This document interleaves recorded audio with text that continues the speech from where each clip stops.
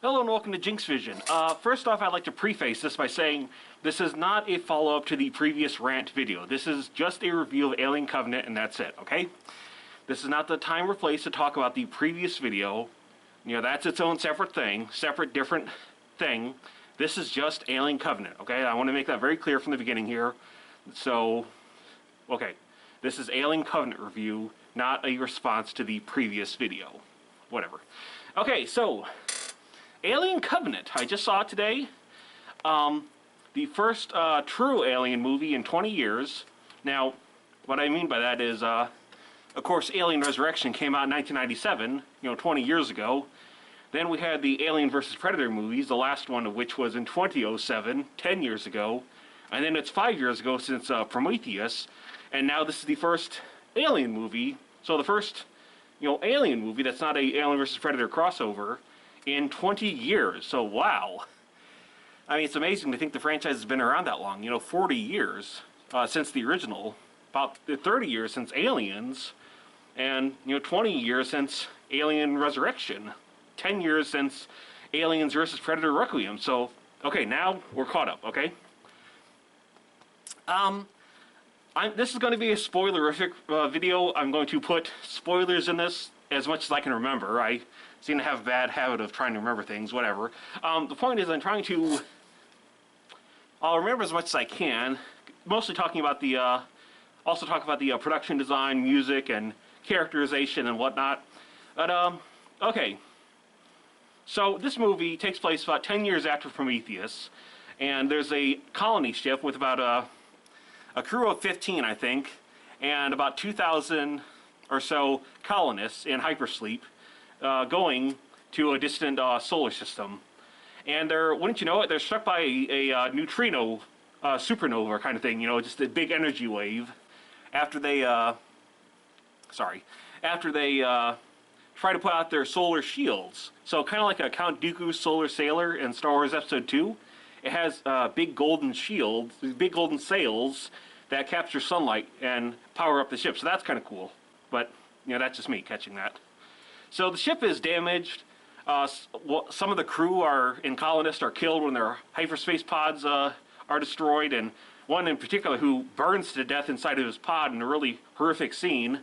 So it's basically focusing on the 15, or I think 15 or 14, maybe 14, surviving crew members, because everybody else, all the colonists, are in hypersleep, and there's like embryos in cold storage, cryo storage. So it's about the 14 or so surviving crew members, one of which is a android, similar to the David model in the first movie. This guy's called Walter. And speaking of which, the movie opens with a prologue of David and Peter Weyland from the previous movie, Prometheus, as they sort of talk and whatnot. And he, David is like, well, you created me, who created you? And Peter Weyland's like, that's what we need to find out. That's the big question, isn't it? So that's a prologue. And one thing I really do appreciate, the opening titles, such as they are. Remember Alien, how that opened up with the... yeah, I can put a screenshot right here or whatever. How it opened up with the letters slowly forming from little slashes in the air until it spelled out Alien, one little tick at a time. So this one, it spells out Alien Covenant, and I really appreciated that. And speaking of Alien, this movie has tons of references to the original Alien, and it's kind of like Revenge of the Sith in the fact that it serves to bridge the gap between the prequel and the original, because they make plenty of references to Alien and some minor references to the other films. And that was really cool. I appreciated that because,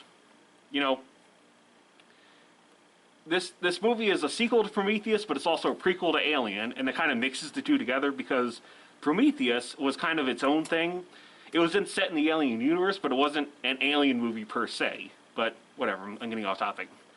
So I like the opening titles. The fact that it spells out the name like the original Alien movie did, so that's pretty cool. So the survivors of the colony ship, the crew, they get a distress signal, kind of like the first movie. So again, a reference to the first movie, on this strange unknown planet. And it's like, well, we could go back in the hypersleep for 7 years and go to our original destination, but nobody really wants to get into the hypersleep pods because this guy just got burned to death inside of one, and nobody wants to go back into hypersleep. And so they instead decided to go to this new planet, which is like 7 days away or something. You know, it's right there. It's close. They can find it, you know, without having to go into hypersleep again. So they go to this planet, this uncharted planet, and from orbit, it's basically just hurricanes and lightning storms and all sorts of stuff from orbit, because there's just constant lightning and thunder and electrical interference, where you can't get later in the movie, you can't get the spaceship too close to signal with the ground crew because of the ionization in the atmosphere, the electrical interference and whatnot. So I'm getting ahead of myself. So the crew decides to go down to this planet. They send a landing craft with several crew members, you know, and they explore this strange unknown planet where it's like there's plants and mountains and forests and trees and everything, but there's no plants or there's no animals or insects, and it's completely quiet, and it's kind of, you know, moody, kind of creepy. They don't know what's going on. I'm moving my paws around a lot. I don't know why. I'm talking with my hands. Whatever. I'll set on my paws. But so they eventually find one of the big alien ships, the big horseshoe ship from Alien and Aliens. You know, the horseshoe-shaped ship from the space jockeys. And they get inside and they start exploring, and it's very similar to the original Alien in that regard, where we pretty much see the exact same, what do you call it, the seat where the space jockey was in the first movie and whatnot. But the storm is getting worse, and the ground crew can't get in contact with the spaceship because of the electrical interference because of the storm. But wouldn't you know it, a couple of crew members get sick. They get infected by these microscopic particles, which basically look like nanobots. Like, have you ever read the Michael Crichton novel Prey? You know, where it's little nanobots that are basically dust that has a mind of its own and it's freaking evil. And so one guy, you know, it goes in his ear, the other guy, the dust goes in his nose, and it's like they get infected, and soon after they become violently ill, start puking blood and having a seizure, and the crew members are trying to figure out what to do. The crew members on the ground, what to do about these people who are sick. So one of them is taken to the sick bay on the landing ship, and, you know, he's convulsing and freaking out, and the once you know it, it's not quite a chest burster. It's actually more like a back burster because it bursts out of his spine in a pretty gruesome special effect. And, you know, while he's quarantined in the medical bay, and it produces an alien. It's not quite the chest burster. This is more like a remember the quadrupedal dog alien in Alien 3? It kind of looks like that, where it's, you know, long-limbed, and it looks like the dog alien, let's say. But for the purpose of this review, I'm going to refer to it as the Xenomonkey, because that's what it looks and sounds like. Yeah, it's an albino Xenomonkey. Patent pending. So the Xenomonkey kills one of the crew members on the landing craft, and the second crew member, who's utterly horrified, you know, she gets a shotgun, starts shooting at it, and ends up hitting like an oxygen tank and blowing up the ship, the landing ship on the ground. And they can't get back home. They can't communicate with the ship, basically, the ship in orbit, the colony ship. So then the survivors are soon after attacked by a second Xenomonkey who's running around and kills a couple of people. The android, Walter, he gets his hand melted off, and he's just, the rest of the movie, he's like carrying around a stump because he punches the alien and it just melts his hand off, and it's pretty icky. So the soldiers are trying to fight back against the Xenomonkey who's running around and, you know, slashing and killing people, and it's scared off by basically a flashbang grenade flare that this guy wearing a Luke Skywalker Jedi robe from Return of the Jedi, and he's like, "Come with me if you want to live." And so they follow him to this, we don't know where it is he's going, but it's eventually revealed to be kind of a city, a Promethean city where the engineers, the space jockeys, used to live. And it's grand vistas and whatnot. There's all these big buildings and this wide open field area. And the weird thing is there's just thousands and millions of corpses, kind of like in, Pompeii, where they're just like, ah! They're just basically frozen in time like that, which later, it gets revealed later in the movie, but I'll save that for later. So it turns out the person who rescued them is David, the android from the first movie, Prometheus, who survived the events of that movie, and the horseshoe ship crashed into the mountains, and Elizabeth Shaw, the girl from the first movie, she died in the crash, and this David is he's just living alone by himself, been living alone by himself for the past 10 years or so, and somehow he's grown out his hair. He's an android. How does that even work? I mean, that makes no sense at all. I mean, like the Terminator, he had living flesh over his endoskeleton, where it's like when he got hurt in the movie, the flesh started to decay, and that's where the fat guy's like, "Hey, buddy, you got a dead cat in there or what?" But that's a different movie, different franchise entirely. So it made sense that the Terminator had living skin, but I'm figuring, aren't these androids in the Alien movies, aren't they just purely synthetic? Because, they don't have, like, blood, they have milk, like when they get impaled or vomit, it's milk coming out. So I don't know how that works, but basically he grows his hair out, and it's weird. But anyway, this is kind of a spot where the movie it doesn't get slow, but there's not a lot of horror at this point, but it's basically character development and just a little breather for the audience, because we just had the landing ship blow up and the xenomonkey killing people and whatnot.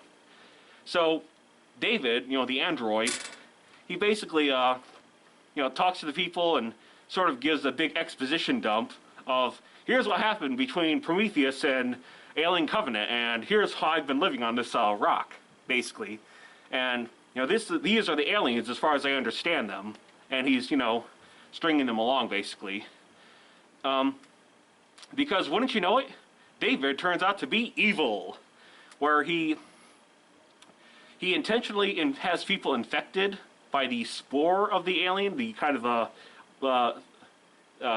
poison gas thingy, biological weapon, whatever. So that happens later in the movie. I know. But so there's a couple of scenes between the two androids, David, the guy from the first movie, and Walter, the guy from this movie, and they're basically the same face. Michael Fassbender, the actor, same face, talking to each other. And there's a scene where David is playing the flute, and he teaches Walter how to play the flute, and it's kind of a neat little sequence, with these two, basically the same actor playing against himself. So one face is like this, the other face is like this, and they're just talking. He's talking to himself, basically. So that's kind of a neat thing. But wouldn't you know it, like I said, the guy David turns out to be evil, and I'm probably going to get the order mixed up here of how this works. But there's a point where he takes one of these soldier guys down a flight of stairs, and it's like, hey, check this out. I've been trying to crossbreed and hybridize the alien monster, and he basically has several deformed bodies set up on display. So it's kind of like the scene in Alien Resurrection where there's the different clones of Ripley in the tubes. So it's kind of a similar to that, where it's basically he's like, I'm trying to hybridize it and get it better to make the super version of the alien, which of course will turn out to be the xenomorph that we all know and love. So he takes the soldier guy downstairs to his basement, and once you know it, there's about 6 or 7 alien eggs down there. The egg from the first movie. And the soldier guy's like, what are these things? And David's like, oh, take a look, it's cool. So the alien egg goes, opens up, sticks his face in it, and the facehugger comes out and attacks him. And once you know it, come on, dude, you've seen the first movie, you know what's going to happen. So he gets a facehugger on him, and yeah, like I said, I'm probably doing this out of order a bit, but basically it's discovered along the way somewhere that David is evil and out of his mind, and he's, like I said, he knowingly infects people. He set the soldier guy to get him, you know, get a facehugger on him. I think earlier, I'm getting this out of order, like I said, but I think earlier one of the xenommonkeys, which has somehow gotten like bigger, like human-sized, it goes and it climbs its way up into the city where David lives and where the survivors are holding out. And it basically looks like the xenomorph, but it's like albino, like pale white fish skin, you know. And it kills one of the girls while she's, you know, basically, you know, washing her face off in a sink basin. So it kills her, and you know, they find her body, you know, her severed head floating in the puddle, and you know, she's just been ripped apart by this xenomonkey. And you know, David is trying to talk to it. You know, he's trying to like do like a horse whisperer thing, where he's trying to, you know, tame the monster. And then the guy comes up with a gun behind him and just shoots it and kills it. And David's like, "What are you doing? I was taming it." And the guy's like, "You're freaking crazy, man. This is insane." And I think that's when, after that is when David takes the military guy and takes him to the basement with the eggs and rah.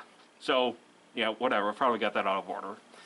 There's a point in the movie where the girl, Daniels, who I haven't talked about much, even though she's kind of like the main character, she stumbles upon, you know, the science laboratory, for lack of a better word, with the different xenomorph bodies and basically the fetuses and whatnot as they're sitting on display. And she looks at a couple of scrolls, and once you know it, this is H.R. Geiger's artwork, pretty much, of like pictures from the Necronomicon. You know, the tubes going in the mouth and weird biomechanical horrors and whatnot. You know, the really cool pictures. And that's when David sneaks up behind her and basically, you know, attacks her and tries to kill her. But, you know, thankfully, Walter, the good android, he comes by, and the two of them have like an android kung fu battle. So that's pretty cool. You know, they're fighting and kicking each other. And so it's a kung fu battle between two androids, while the other crew members, the survivors, are trying to get out of the city because they realize that this David android is evil incarnate, and he's trying to get them all killed and infected by the xenomorphs. And so it's a big fight between David and Walter, and the two of them, they're beating each other up. And, you know, Walter starts bashing his face in with a rock, and David, he's reaching for a knife, and then the screen, you know, cuts to a different scene, and it's like, oh, gee, I know exactly what they're going to do. And once you know it, I'm proved right, but I'll get to that in a bit. So we don't actually see who kills who, but if you know movies, you can probably guess what's going to happen. So they finally get a signal to the spaceship in orbit, and they send down a lander, a second, like a landing craft, basically, kind of thing. And, sorry, Mike. Crap. I really need to get this jaw fixed. Whatever. The point is, the second landing craft, piloted by Tennessee, who kind of becomes the captain after a while, after one of the other crew members gets killed earlier in the movie. You know, he's the guy with the beard and cowboy hat. And he pilots the landing craft down. It picks up Daniels, the girl, the main character, and one other military guy who's like the only other survivor. And they try to get them out of the city. You know, the city, I gotta fix this, where one of the fully grown black xenomorphs, the regular alien that we all know and love, has attacked and started to kill a couple of people. And they get on the lander, including Walter, the android, the victorious android. And the xenomorph is underneath the bottom of it, and it crawls around like a Spider-Man, and it like tries to attack the cockpit, and he's bashing his head against it and trying to break the glass to kill Tennessee, the pilot. And then, of course, there's an action sequence where Daniels basically has a zip line attached to her, and she's hanging on the back of the craft, and she's trying to shoot it, and, you know, the craft flips over, and she's hanging on the wire, and she's like, ah! And she's like, I got a crazy idea. I'll use this crane attachment, and she turns on this crane, and kind of this big, like a bulldozer bucket claw. It grabs the alien, you know, kind of, you know, pinches it, holds it out, and, you know, she manages to kill it that way, which is kind of a neat way to kill the xenomorph. We've never seen that in the series, where it's basically just kind of crushed inside of like a big mechanical gripper thing. It's like, and it kills it. And so they manage to get rid of the xenomorph, and they fly back to the spaceship. And, you know, these are the only survivors. You know, Walter, Daniels, one of the guys who got his part of his face burned by acid, and, you know, Tennessee. And it's like, these are the only survivors. And they fly back to the spaceship, and the end.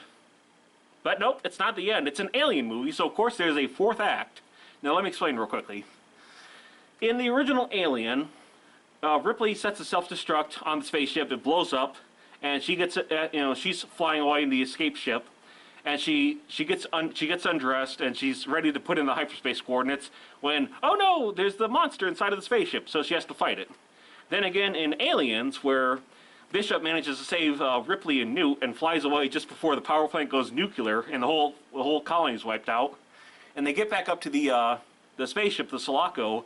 And it's like, man, you had us scared there for a second. And then, ah, the alien queen's tail impales Bishop. And, of course, the famous scene where she rips him in half. And that's awesome. And then, of course, Ripley fights the alien with the power suit. So, yeah, the alien movies, like I said, have a habit of doing a fourth act. Just when you think it's over, it's not. Because there's another, you know, 10, 15 minutes of action at the end.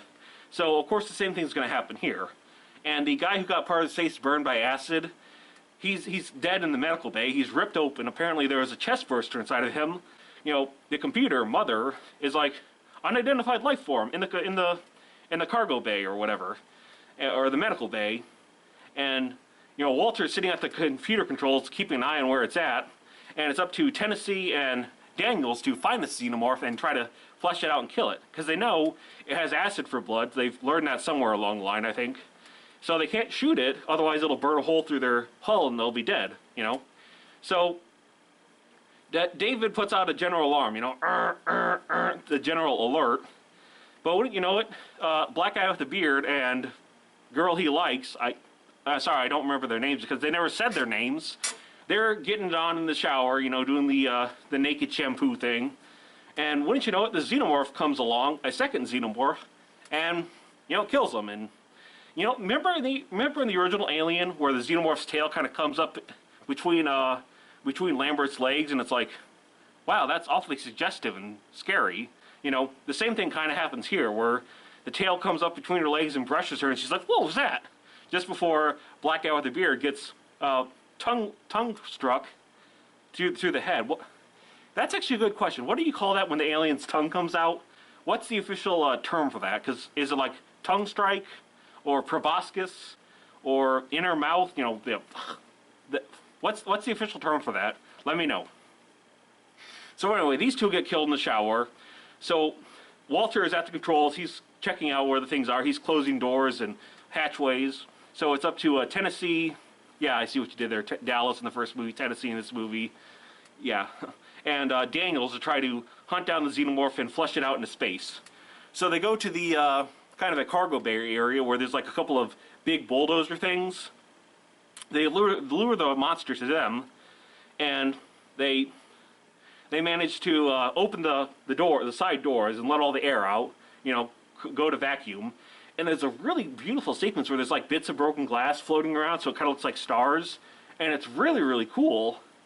And, you know, they manage, the bulldozer is kind of sliding out, and Daniels is here, the xenomorph is, you know, right here in front of her, and there's a bulldozer with this big metal forks coming at her, and she like ducks at the last second. The metal spikes impale the xenomorph, and he falls off into space, down back into the atmosphere of the planet. So that's a pretty cool thing. Because I'm going to go on a tangent here. That's how most of the aliens are killed in these movies. In the original one, of course, the alien is blasted into space out of the back of the escape ship and burned by the thrusters and falls away. In Aliens, of course, the power suit, you know, falls on the xenomorph in the alien queen, and she gets sucked out into space as Ripley manages to open the air hatch and airlock and escape. Alien 3 was different than the fact that the alien was superheated and super cooled, and it kind of shattered and exploded. That was pretty cool. It was different.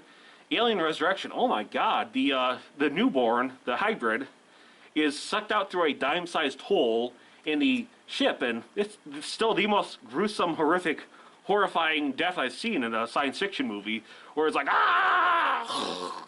And, you know, I mean, it's horrific. So, yeah, that happens.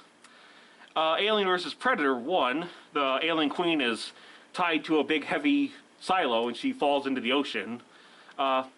Aliens vs. Predator Requiem, the last surviving alien is the Pred alien, who's fighting the Predator, that guy, and they both get nuked, so nobody wins. And anyway, so half the movies, the alien gets sucked out into space, so it's kind of a tradition. It's almost a cliche at this point. So yeah, the alien gets stabbed by the prongs of the big bulldozer forklift thingy, and flies out into space, and that's the end of it. That's the end of the xenomorph. So the only survivors, of course, are Walter, Tennessee, and Daniels, and of course the people, the colonists, who are all in stasis pods, kind of like Beast Wars, little reference there. And so Tennessee he's put asleep in his hyperspace pod, and Daniel, she's being put asleep in the hyperspace pod, and Walter is like, you know, sweet dreams, don't let the bed bugs bite. And, you know, Daniel's like, you know, I really can't wait to build that. Well, if you help me build that log cabin, like I talked about earlier, and Walter's like, wait, what? And then she gets this look of horror on her face and realizes, oh my God, you're not Walter, you're David. Ah! But wouldn't you know it, the pod closes and she falls asleep. So it's like, dun dun dun. And then of course, you know, M. Night Shyamalan comes up. He's like, what's a twist? So yeah, like I said, I knew that was coming when they didn't show the end of the fight between Walter and David earlier, when Walter's smashing David's face with a rock and David is reaching for a knife, and they cut away so you don't see who wins. And of course, you know what's going to happen. You know it. We all knew it going in there.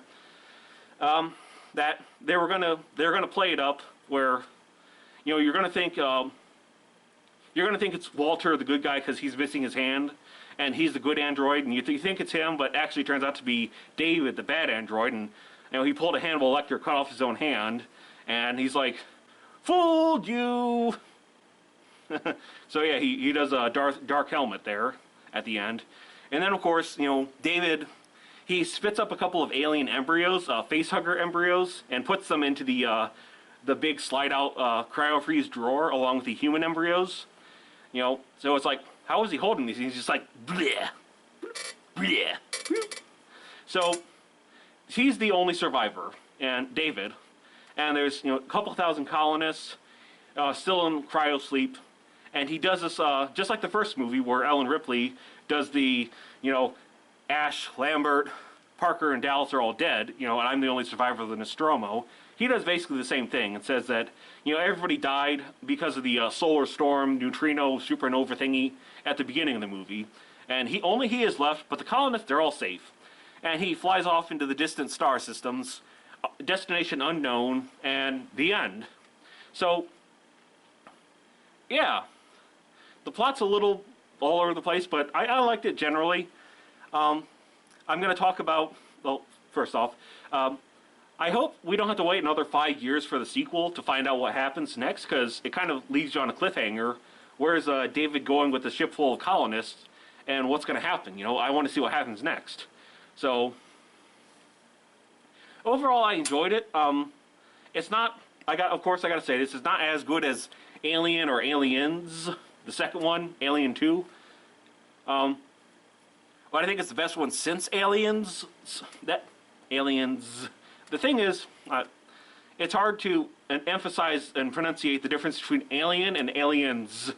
So for the purpose of my speech impediment, I'm just going to refer to it as Alien 2, okay? Just for simplicity's sake. So it's not as good as Alien or Alien 2, better than the other movies, better than the AVP movies and whatnot. But, so it's the best in a while. The first Alien movie in 20 years, it's the best in 30 years, so, you know what I mean? Best since Alien 2. So but,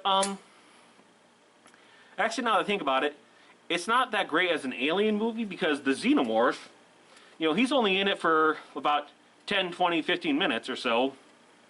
10 to 20 minutes near the end of the movie. And there's only 2 Xenomorphs in the movie. You know, there's one on the planet and one on the spaceship at the end. So it's kind of disappointing as an Alien movie, but it's pretty good as a follow-up to Prometheus, I think. You know, just the... And like I said, this is kind of the Revenge of the Sith, connecting the dots between the original and the prequel, you know what I mean?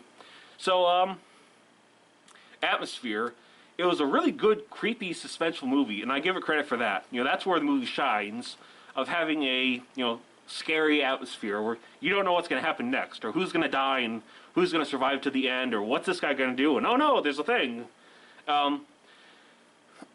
So the movie really excelled in the creepy factor, and part of that was because of the music. Because, first off, I gotta say, in the opening credits, ending credits, and a couple times in the middle, they replayed part of the Alien theme by Jerry Goldsmith from the first movie, so big props for that. You know, thank you for doing that. I love you guys. But you should have done it more, but I'm thankful for what we got. You know, it's kind of like in Aliens vs. Predator Requiem when they used the Predator Jungle Drums theme a couple of times. So it's good that they recycled the old music instead of just relying on, you know, crappy new music. But actually, no, I take that back. It's not crappy new music. The music's actually really good. It's hard to describe. It's kind of a woodwind, weird sounding, but there's like a human heartbeat. And I can't emulate it with my mouth, but it's... Remember in The Dark Knight, the Joker's theme, how it was like a really scary violin or cello sound? And it's like... I can't do it, but you know what I mean. The Joker's theme, which is really scary and intense when he has the knife, he's like, you want to know how I got these scars? You know, that scene? So it's similar to that in the sense that it makes your heart beat. It's really intense, scary soundtrack, and it works. Even though it's... They play for like 15 minutes straight in the movie, but it really works. So props for that. Good kudos for that. And especially good for using the original music from Alien a couple of times. So thank you for that. Production design, really good. It emulates the look of the original Alien film, the corridors of the spaceship and the alien horseshoe spaceship. It emulates that, but also does some new stuff with like holograms and like digital 3D holograms where you can touch it and go boop, boop, boop, boop. Even though you can't really touch a hologram, that's not really a thing. That's like trying to touch a flashlight beam. It just doesn't work. Whatever. Visually, aesthetically, this movie is gorgeous. It is wonderful to look at. These shots of the spaceship at the beginning with the solar sail, like Dooku's solar sailor in Star Wars 2, that's really cool. The design of the spaceship, there's a scene where it starts where you can see like a couple of I-beams with literal rivets right here, and it's like, as it zooms out, it's like, wow, that's really cool. There's rivets on this thing, you know, kind of like an old World War II airplane. So that was really cool, production design-wise. Basically, every scene is a work of art, visually, where the camera is just either shooting like a corridor that's well lit, or the creepy forest and mountains, or the inside of the alien ship or city, and it looks just gorgeous, especially these shots of the hurricane and the atmosphere looking down at the planet. Those are really cool too. What else? Character-wise, the only characters that I can remember or care about were Tennessee, the captain with the beard and the cowboy hat, Daniels, the main heroine, the Ellen Ripley type character. You know, she's the one who loses her husband or boyfriend at the beginning of the movie, and he's the one who's burned up in the Cypress Leaf pod, in a really horrific scene. But you know, she's basically the Ellen Ripley for this movie. Then there's Walter and Daniel, the two androids. You know, Daniel, the evil one from the previous movie, and Walter, the good guy from this new movie. And kind of basically, most of it's how these two interact with each other. You know, but the other characters, I don't remember. I can't remember. They don't say their names, but there's a black guy with a beard who has sex with the other lady in the shower, and he gets killed. I don't know his name. They never said it, as far as I remember. So there weren't that many characters that I hated. Where that's a big problem with other sort of slasher horror movies, sci-fi horror movies, like where you don't care about the characters. Like the Alien vs. Predator movies or Alien 3 or whatever, you know, you don't care about the characters because they're annoying buttholes and you want to see them get killed by the monster. It's not like in the first Alien and Alien 2 where the characters are actually likable, relatable, and you kind of you don't want to see them die. Like in Alien 2, when when Hudson is killed, it's like, oh no, Hudson, I love that guy. Come on, man. So that was the thing. The characters you could relate to, and you knew them, and you were sad when they died. You know, even characters like the sergeant from Alien 2, you know, the cigar-chomping sergeant, when he gets killed, it's like, oh man, I kind of liked him. He's kind of cool. So there's only 4 characters that I liked or cared about in this movie. So better than some movies, but not as good as other movies in terms of the character likability factor. Music, the production design, the visual effects, the xenomorph, I should mention that. The xenomonkey, the facehugger, and the xenomorph in the movie, they're all CGI, as far as I can tell. Maybe there's a close-up of a puppet, but there's no, it's almost entirely 100% CGI, kind of like Jurassic World, where you can't tell, here's an animatronic puppet, here's all CGI. There's nothing like that. It's pretty much all CGI the entire time, especially the xenomorph, the alien, at the end of the movie. As far as I can tell, it's 100% CGI, you know, not a guy in a rubber suit, like the original movies, whatever.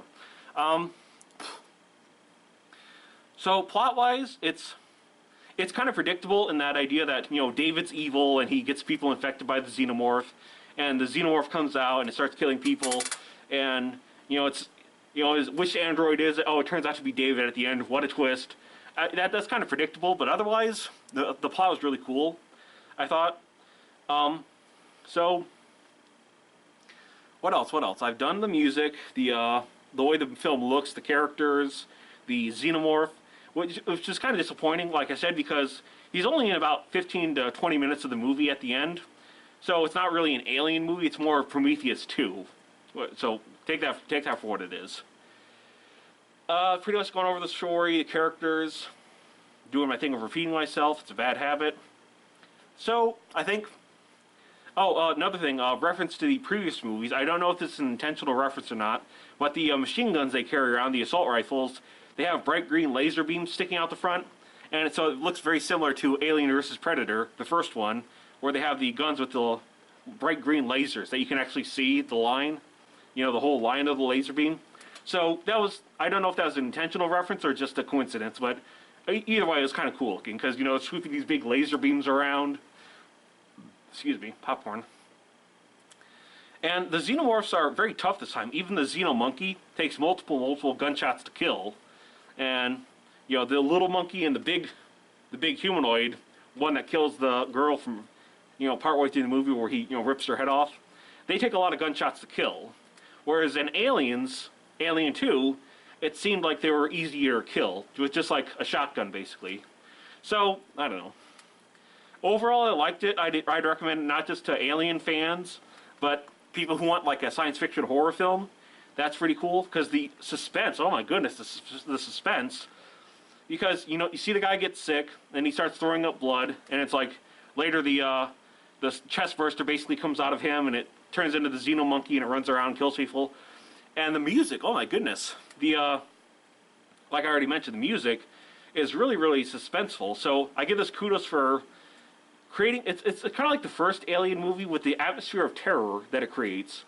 Because I've seen Alien, the first one, so many times, but it's still uncomfortable to watch at times just because of how suspenseful it is. It kind of reaches for that and almost achieves it. You know, it's more suspenseful than Alien 2 and the other sequels, and especially the Alien vs. Predator movies. So, high marks for that, where the suspenseful, you know, your ticker is pumping. It's like, what's going to happen next? And this is a good thing, but I don't recall any jump scares in the movie. Like, the closest we come is when the facehugger jumps out of the egg, but you know what's going to happen because we've seen the first movie where once the egg goes like that and you stick your face in it, it's going to go, bah! We already know that's going to happen. So I want to call that a jump scare. That's more of a, I call it a spring tension scare. Let me explain. A jump scare is you're watching a movie and all of a sudden, boo! Ah! You jump in, it's scary. And it's really annoying, you know? Boo! Ah! You got it again. But a spring tension scare is like in the original Alien movie, going back to that, where Kane is in the hold with all the eggs, and the egg slowly opens, and he leans his face over it, and he looks at the the cow's stomach as it's, and he sticks his face, and then that's not a jump scare. That's a building up to the tension and then jumping. So it's different than boo. So that I appreciate that, because that really ticks me off. So many movies nowadays, it's just jump scare, you know, that's like the whole Paranormal Activity movies is nothing but jump scares. There's no atmosphere or tension. It's just boo. That's it, you know. Because how would you like if I had, you know, a scary clown face and you know, loud noise? It would be really annoying. And don't worry, I'm not going to do that. I'm not going to do that in this video. Or will I? No, I'm just kidding. But yeah, jump scares are irritating. They're not jump scares, they're just jump annoyances. Boo, But, so this movie didn't have any of that, so I appreciate that. Again, high marks for that. So it built up an atmosphere of tension rather than just boo. So I appreciate that. That was really good. I would have liked it if they had more practical effects in the movie, like any practical effects at all, like for the Xenomonkey or the Xenomorph. But whatever, it's all CGI as far as I can tell. I think it's motion capture, like they had a guy in a motion capture suit, and so it's not 100% CGI, but it's basically a human actor, and they take his performance capture and take that to the character, you know, whatever. Motion capture, look it up. So yeah, good atmosphere of terror. Pretty cool how it kind of relates Prometheus to Alien 1, and it kind of connects the dots. Really good music, really scary music, and the tense atmosphere, and the fact that it's visually gorgeous, like a work of art, every scene in the movie.